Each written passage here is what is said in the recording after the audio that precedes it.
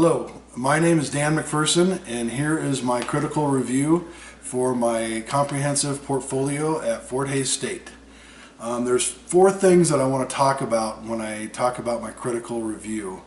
I want to talk about IEPs, transition planning, equity and diversity, and technology. So the first part of the critical reflection is to look at reflect back. So some preconceived ideas I had about IEPs is because I work in a I-Team ranch, which is an alternative high school for public school out here in Denver.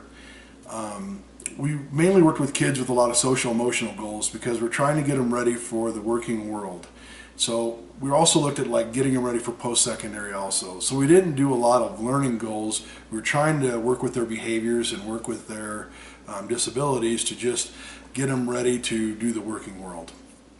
So we didn't do a lot into the IEPs. We didn't talk a lot to the families. They were kind of burned out by the time they got to the 11th grade anyway, and they were just ready for them to be graduated. So we didn't really delve into the IEPs too much.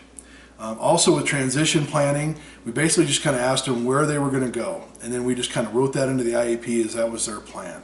We didn't go too in depth about what that would actually mean for that family, and I don't think a lot of our kids would actually go on to post-secondary options. With equity and diversity, I really liked AEP 880, which was a Fort Hays class that I really connected to while I was at Fort Hays State, because it really taught me about white privilege and what I was bringing into the classroom.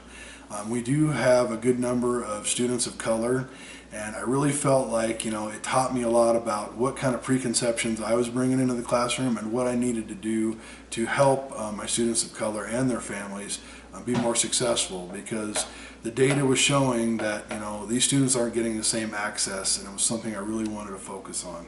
It's something I really wanted to work on with them.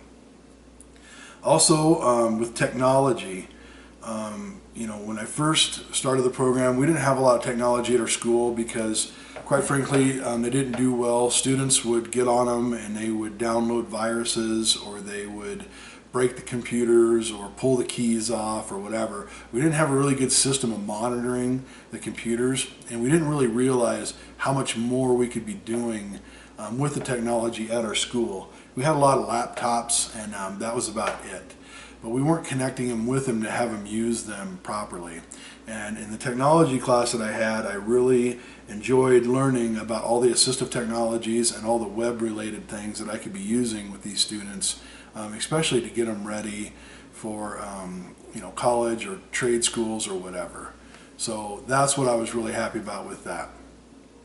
So now I want to try to analyze how these assumptions and beliefs have been transformed.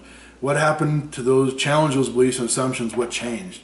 Well, quite frankly, when I looked at my IEPs and I looked at the PLAP when I did the IEP project for Fort Hays State, I really saw how you could connect with the families better and get a better idea about what was going on at home, and really show them that you care. And through that, I could come up with better accommodations for them, and I could also work with testing with them and assessment more.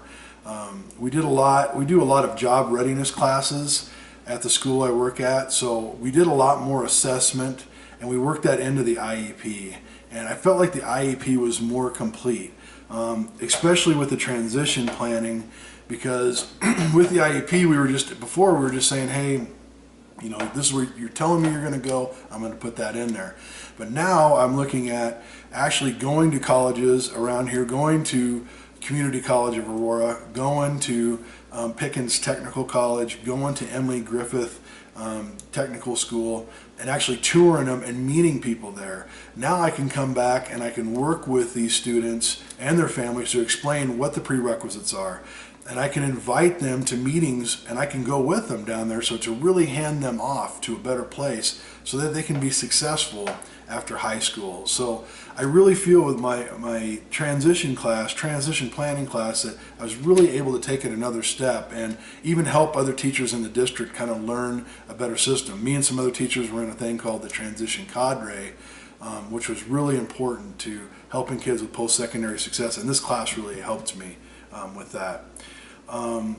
Also, just with equity and diversity, I mean, I'm bringing in so much more curriculum now that is of people of black and brown. I'm bringing in Maya Angelou stories. I'm bringing in, people who are successful in certain careers that are black and brown, and I'm having them talk to our students. I'm letting our students know that we can talk about current events and it's okay. We can talk about what happened in Ferguson. We can talk about what happened in Cleveland. We can talk about the police. We can have open conversations with people and with kids, and we can give them good information, and we can look at our own white privilege and what we're bringing into the classroom to help us understand better what these kids are going through. One big thing too is I've brought these diversity questions up, and we do equity talks in our team meetings now, which I'm really excited about, because although it's a slow process and not everybody's on board, at least we're having these discussions, and I'm liking that. Technology-wise, I know for a fact in the last 2 years I've gotten better at taking care of our technology and letting things go better. So I'm happy that the kids are using technology more, and I feel like we're in a better place to use that now at our school. We've only got about 48 kids in our school, so we don't have that many, so we really want to start using that. The last part is I want to project forward with new ideas. What changes are we making or whatever? Well, I'm talking to the district about buying better technology. I'm talking to them about buying places where we can lock things up and keep them safe. I'm talking about buying online curriculum that kids can access at home with their own home computers. If they do something during the day, they can finish it up at night. We keep bringing the diversity thing up because we're letting these kids know that in the future, what I'd like to do is have more speakers come in and talk about their cultures. I would like to have, pay for more curriculum that does it. Like we wanted to get this book called The Pact, which is about 3 dentists in New Jersey who were all black, and they all went to school together in a poor part of New Jersey, and they were able to be dentists, and they go through their story. So that's something we want to start utilizing in the classroom to show our kids of color that they can be successful also. With transition planning, like I said, I want kids to know what the prerequisites are. I want them to start planning for that in high school. I want to start teaching classes that is transitions based, that will help them with the ACT, or help them with the Accuplacer test, or whatever the community colleges or technical schools are asking for, so they can get that. So they know when they leave high school, this is exactly what they have to do to get in to the community colleges and to the technical schools, so they can be successful there.